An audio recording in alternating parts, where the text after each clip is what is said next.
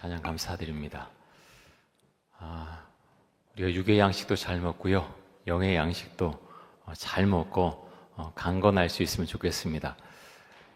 그래서 항상 건강하시고요, 우리가 주의 말씀으로 하루를 시작하고 또 말씀을 듣는 것 얼마나 감사한 일인지 모릅니다.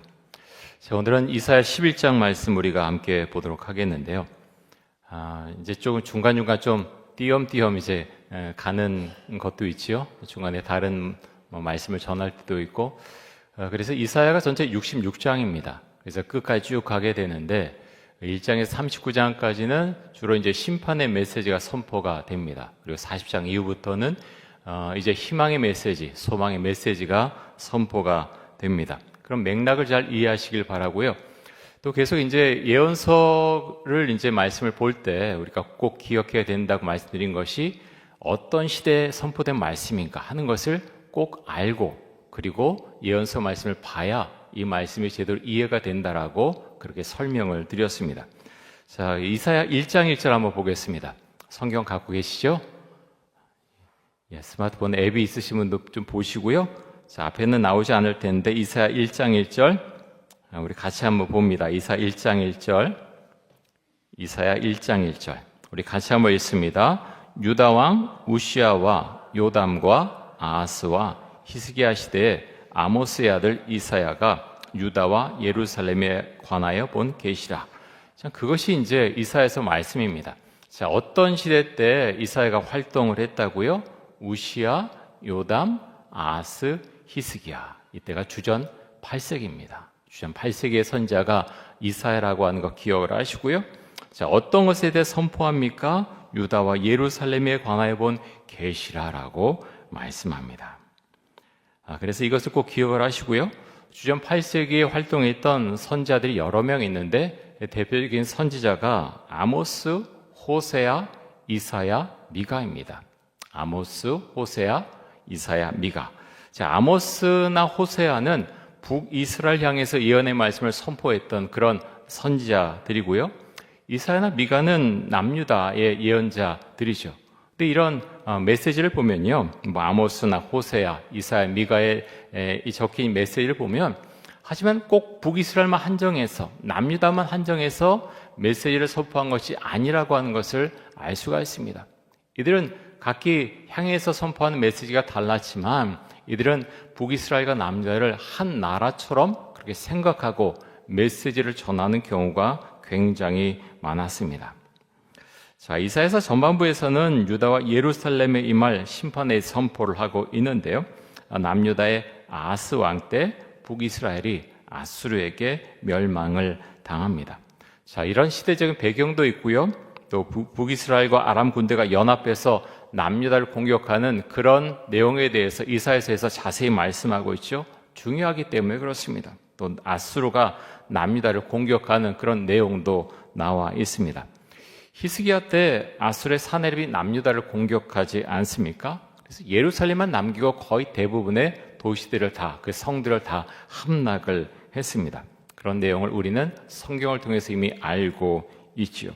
자, 북이스라엘도 이제 멸망을 당했고, 당하기도 하고, 이제 당할 것이기도 하고, 이사야의 말씀도 사실은 시대적으로 쫙 흐르는 것이 아니고요, 조금씩 왔다 갔다 합니다. 남유다도, 북이스라엘도 결국 멸망당할 것이지만, 하나님께서는 하나님에 대한 신앙을 갖고 있는 그 사람들을 남겨둘 것이다라고 말씀하고 있죠. 그것이 이사야서에 나타난 남은 자 사상입니다. 이 남은 자 사상이 굉장히 중요하죠. 자, 우리는 이제 11장 말씀으로 들어가 보겠는데요. 1장에서 39장까지는 주로 심판에 대한 메시지가 주를 이루고 있기는 하지만 오늘 말씀은 구원과 회복에 대한 말씀입니다. 자, 1절 말씀 한번 보겠습니다. 자, 1절에 보면 이렇게 말씀합니다. 우리 1절 말씀 같이 한번 읽습니다. 이새의 줄기에서 한 싹이 나며 그 뿌리에서 한 가지가 나서 결실할 것이요.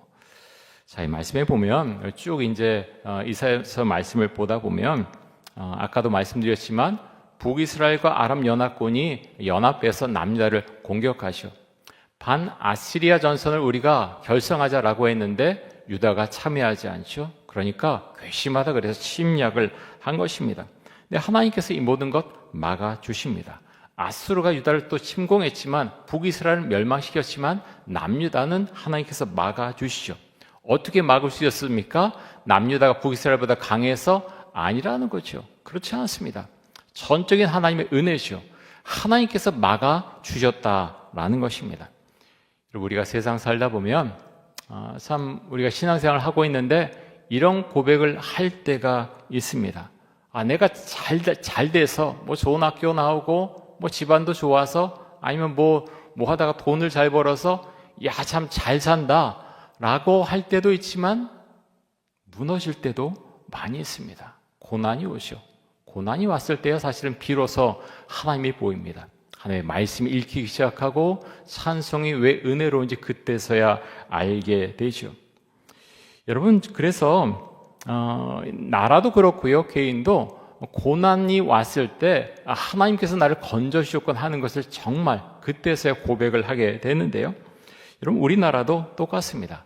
우리나라가 뭐 근면하고 열심히 해서 이 나라를 이루었다.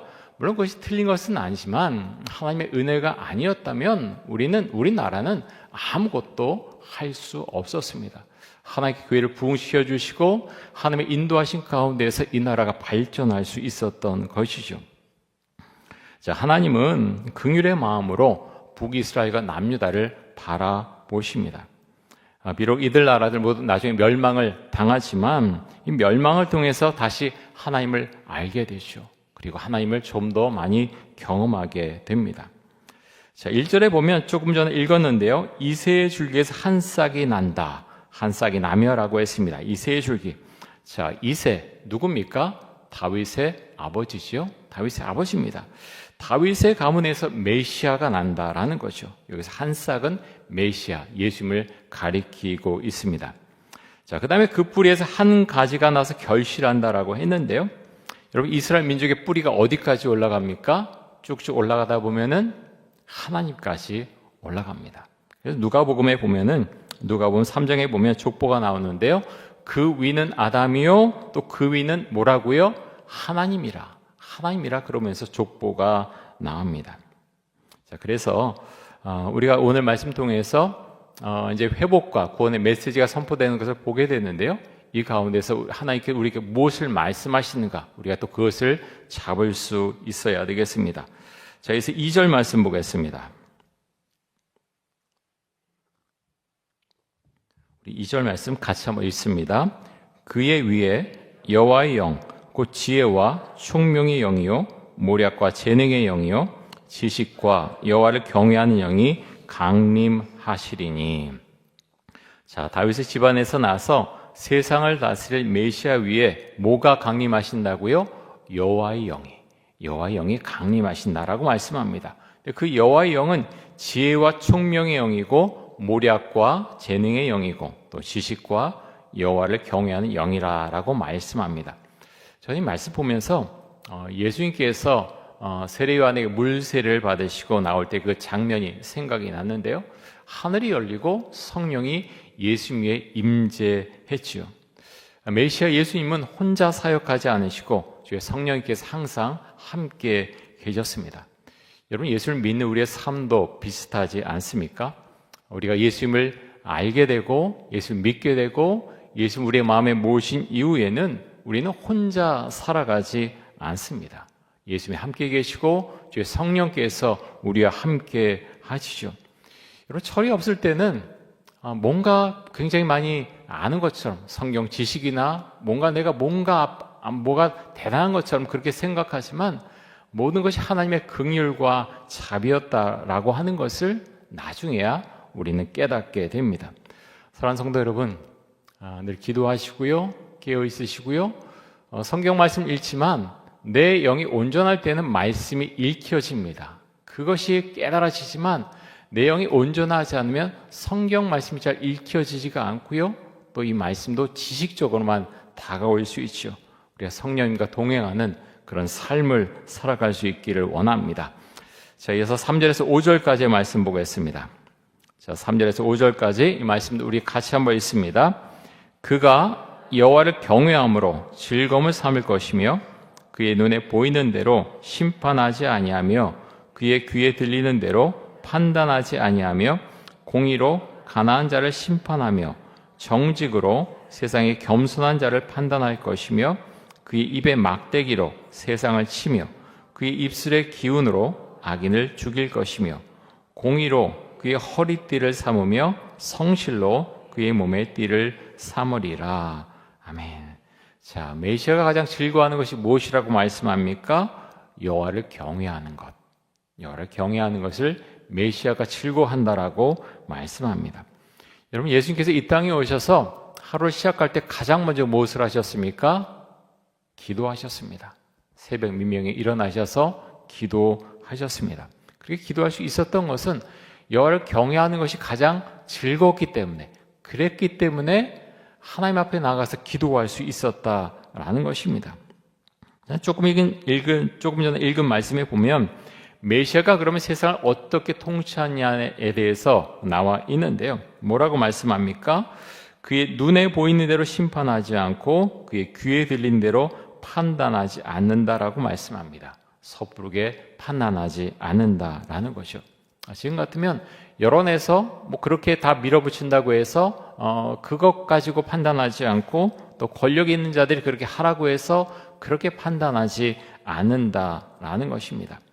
메시아가 무엇으로 심판하신다고 말씀합니까? 공의와 정직으로 그리고 성실로 판단하시고 다스리신다, 이렇게 말씀하고 있죠.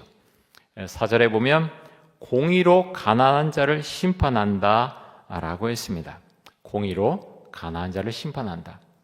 여러분, 이 말씀을 보면 권력자들에서 눌려있던 가난한 사람들은 그래도 좀 더 메시아라면 난 그동안 많이 눌려 살았는데 좀 더 내 편이 돼줘야 되지 않나, 그런 마음 혹시 가질 수도 있습니다.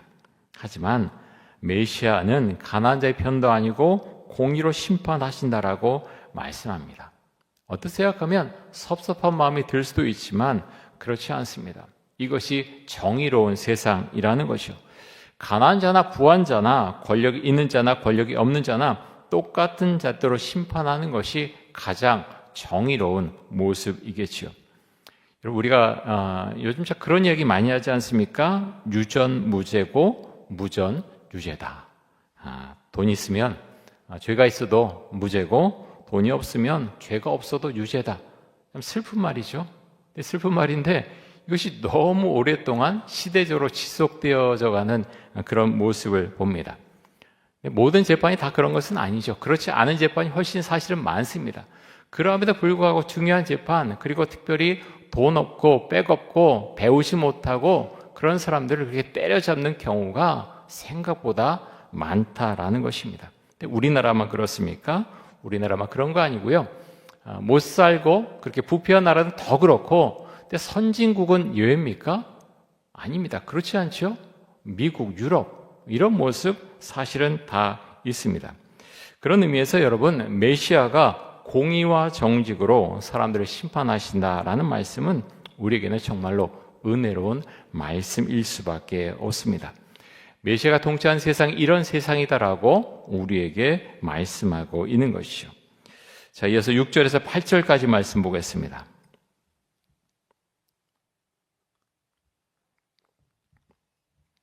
우리 같이 한번 읽겠습니다. 6절에서 8절. 그때 이리가 어린 양과 함께 살며 표범이 어린 염소와 함께 누우며 송아지와 어린 사자와 살진 짐승이 함께 있어 어린 아이에게 끌리며 암소와 곰이 함께 먹으며 그것들의 새끼가 함께 엎드리며 사자가 소처럼 풀을 먹을 것이며 젖 먹는 아이가 독사의 구멍에서 장난하며 젖된 어린 아이가 독사의 굴에 손을 넣을 것이라. 아멘. 자, 아주 유명한 말씀이죠. 한번 상상해 보십시오. 이런 어떤 자연의 모습이 있을까? 이런 자연의 모습. 저는 이 말씀 보면서 처음에 에덴 동산이 떠올려졌고요. 또 하나는 노아의 방주도 떠올려졌습니다. 그 안에서 서로 잡아먹고 그랬다면 아비규환이 일어났을 텐데, 그 조용한 가운데서 노아의 방주에 동물들이 들어가 있었고, 또 나중에 홍수가 끝난 다음에 밖으로 나오지 않습니까? 어린아이가 독사의 굴에 손을 넣어도 아무런 해를 받지 않는 모습, 이 모습은 완전한 평화, 완벽한 평화가 무엇인가 하는 것을 우리에게 알려주고 있습니다. 여러분, 우크라이나에서 계속해서 전쟁이 일어나고 있죠. 북한 병사들이 거기 많이 파병이 되는데 포로가 된 병사가 이제 인터뷰한 내용 여러분도 보셨을 것입니다. 근데 저도 어젠가 이제 그 기사를 좀 읽었는데요. 보니까 그런 내용이 있었습니다. 이 사람 같은 경우는 북한에서 군인이 된 지 10년째 되는 해라고 합니다. 젊을 때, 아주 젊을 때 입대를 해서 10년 정도 아마 복무하는 것 같은데 10년 동안 외아들인데요. 북한도 이제 1명, 2명만 이제 아이를 낳는다고 합니다. 근데 외아들인데 10년 동안 평양에서 자기가 사는 곳까지, 부모님이 있는 곳까지 별로 멀지 않는데 딱 한 번 봤답니다. 10년 동안 딱 한 번 봤다고 합니다. 전화 통화는 좀 많이 했다 그러는데 10년 동안 한 번밖에 보지 못했고, 그리고 우크라이나에 자신이 온 것 부모님은 모른다라고 합니다. 함께 파병된 부대원들이 상당수가 되는데 전부 다 죽었고 나 혼자 살아남았다, 이렇게 인터뷰를 했습니다. 그리고 내가 북한으로 만약 돌아간다면 난 처벌받을 것이다. 왜냐하면 그렇게 교육받은 거예요. 포로 잡히려면 다 자폭해라 라고 이제 교육을 받은 거죠. 자폭하지 못하지 않았습니까? 그래서 돌아가면 처벌받을 것이라고 하는 것을 본인도 알고 있습니다. 그러면서 난 아직 젊고 그렇기 때문에 기회가 된다면 정말 난 대학에서 공부하길 원하는데 공부할 기회가 주어지면 좋겠다, 그렇게 인터뷰한 기사를 보았습니다. 참 마음이 아프죠. 그러면서 전쟁이 참 먼 세계의 어떤 일이 아니다라는 생각을 다시 한번 해보게 됩니다. 그러면서 좀 전에 읽었던 말씀과 너무나 대조적인 모습이 이 전 세계 가운데 특히 우크라이나, 가자지구나 여러 지역에서 지금 펼쳐지고 있지 않습니까? 그래서 여러분, 우리가 이런 말씀 보면서 하나님, 이런 나라가 임하게 하여 주옵소서, 전 세계 가운데 평화가 임하게 하여 주옵소서, 우리가 또 기도할 수 있기를 원합니다. 자, 그래서 9절 말씀 보겠습니다. 우리 9절 말씀 같이 한번 읽습니다. 내 거룩한 산 모든 곳에서 해됨도 없고 상함도 없을 것이니 이는 물이 바다를 덮음같이 여호와를 아는 지식이 세상에 충만할 것임이니라. 자, 해됨도 없고 상함도 없는 이유가 무엇입니까? 여호와를 아는 지식이 세상에 충만하기 때문이다라고 말씀하고 있죠. 여러분, 세상 사람들은 사실 하나님을 알고자 하는 마음이 별로 없습니다. 하지만 하나님에 대한 지식이 있으면 세상이 변할 것이라고 말씀합니다. 여러분, 그렇죠? 하나님에 대한 지식, 지적으로만 그렇게 머리가 자라면 안 된다라고 말하지만 사실은 그 전에 하나님에 대해서 우리가 알아야 됩니다. 그래서 말씀도 읽어야 되고요, 기도도 해야 되는 것이고, 신앙서적도 읽어야 되는 것이고, 어찌 보면 당연한 것입니다. 왜 그렇습니까? 하나님에 대한 궁금증이 있고요, 정말 삼위일체 하나님이 누구신가, 교회가 어떤 곳인가, 믿음이 무엇인가 궁금하면 펼쳐서 보게 되어 있습니다. 왜 안 봅니까? 별로 사실은 거기에 대한 그런 마음이 없기 때문에 잘 안 보게 되는 거죠. 여러분, 말씀을 읽으면서 치열하게 고민하십시오. 하나님은 누구신가? 성령님은 누구신가? 예수님은 누구신가? 왜 이 땅에 오셨는가? 우리가 뭘 하길 원하시는가? 교회가 어떻게 되길 원하시는가? 우린 어떤 믿음을 가져야 되는가? 계속 질문하고 고민하고 삶에 적용해 봐야 됩니다. 그래서 그렇게 할 때 삶의 성장이 있는 것이고요, 우리 신앙에 성숙이 있게 되는 것이요. 그래서 여러분, 많이 기도하시고요, 많이 고민하고 많이 기도하고 많이 보고 하나님에 대한 지식을 얻은 사람의 신앙이 성장할 수밖에 없습니다. 그래서 지식은 굉장히 중요합니다. 그래서 호세아 통해서 말씀하지 않으십니까? 너희가 지식이 없으므로 망하는도다. 지식이 없으면요, 하나님에 대한 지식이 없으면 망합니다. 그래서 저는 참 기도 제목이 있는 게, 하나님, 이촌동교회 좀 더 성경 공부에 대한 열정이 살아나게 하여 주옵소서 기도합니다. 말씀에 대한 그런 정말 궁금증, 열정, 그것이 있어야 된다는 거예요. 있어도 되고 없어도 된다라고 하면은 심각하다는 겁니다. 그래서 성경 공부도 그렇고요, 퀴트도 그렇고, 열정적으로 나아가야 됩니다. 신앙 서적도 필요한 것들은 읽어내야 된다라는 것입니다. 자, 10절부터는 돌아옴과 회복에 대해서 말씀하고 있는데요. 자, 10절부터 12절까지 한번 보겠습니다. 우리 10절부터 12절까지 같이 한번 읽습니다. 그날에 이새 뿌리에서 한 싹이 나서 만민의 기치로 설 것이요 열방이 그에게로 돌아오리니 그가 거한 곳이 영화로우리라. 그날에 주께서 다시 그의 손을 펴사 그의 남은 백성을 아수르와 애굽과 바데로스와 구스와 엘람과 시날과 하맛과 바다 섬들에서 돌아오게 하실 것이라. 여호와께서 열방을 향하여 기치를 세우시고 이스라엘의 쫓긴 자들을 모으시며 땅 사방에서 유다의 흩어진 자들을 모으시리니. 자, 열방이 돌아온다라고 했습니다. 쫓겨간 곳에서 이제 돌아온다라고 말씀하고 있고요. 또 아수르와 바벨론에 의해서 사방으로 흩어진 이스라엘과 유다 백성을 하나님께서 모으실 것이다라고 말씀합니다.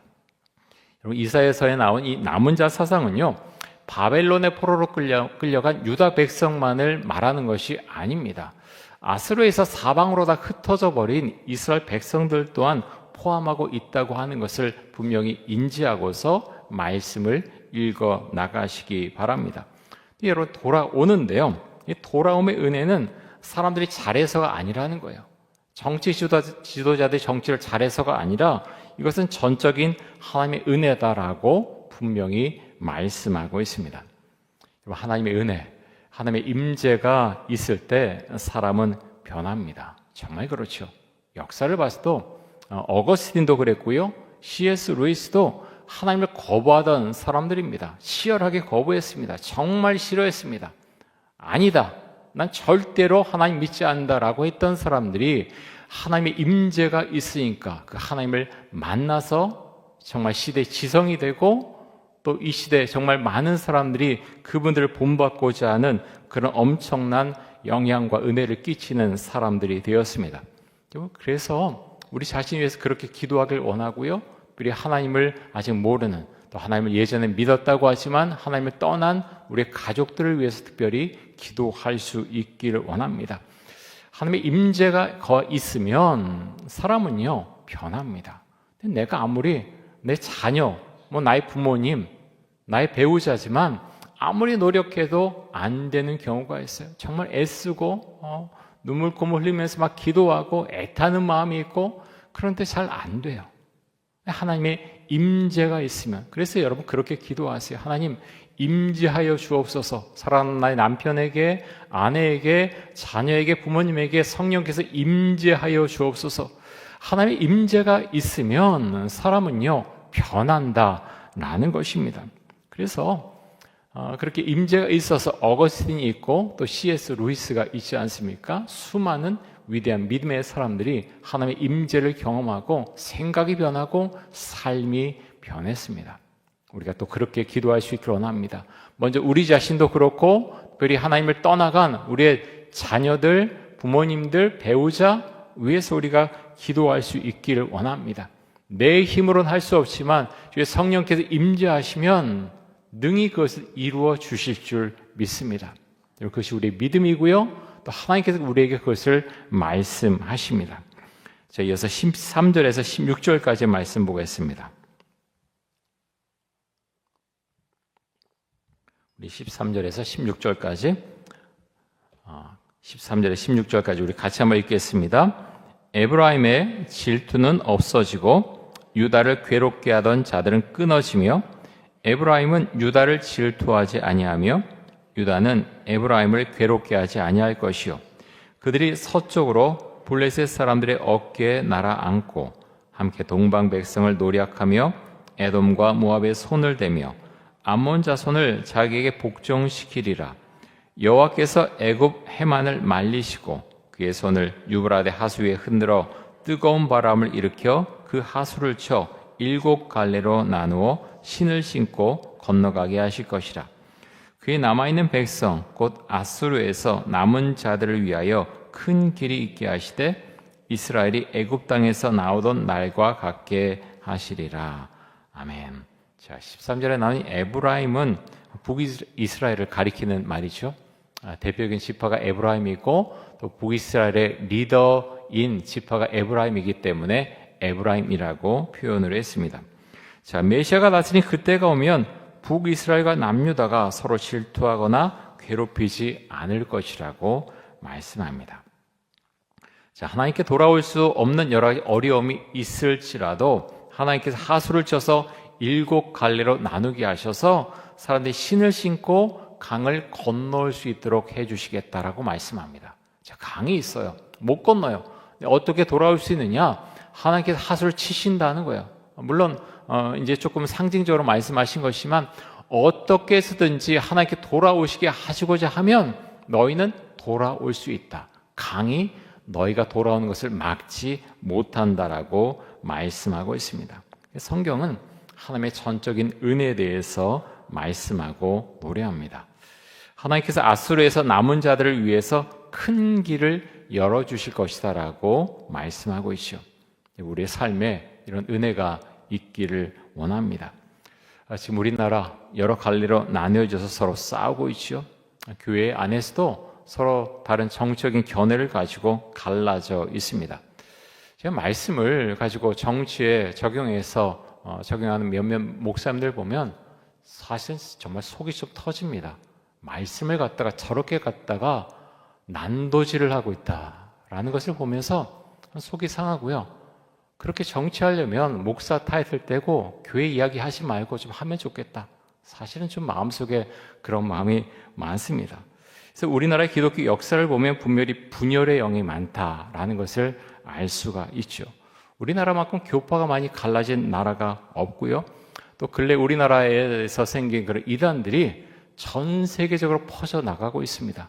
수출할 걸 수출해야 되는데 이상한 것들이 퍼져나가서 어떻게 보면 좀 주춤하는 정통 교단들은 정말 주춤하고 여러 가지가 좀 세력이 힘이 약해졌는데 반면에 우리나라의 대표적인 그런 이단들 있지 않습니까? 신천지나 뭐 하나님의 교회나 이런 데는 쫙쫙 정말 많은 자본을 들여서 유튜브 통해서 뭐 구원파도 그렇고요. 그래서 너무나 그렇게 급격하게 퍼져나가서 정말 염려가 됩니다. 어떻게 되려나 하는 그런 염려가 많이 됩니다. 여러분, 이런 모든 것이 영적인 싸움이죠.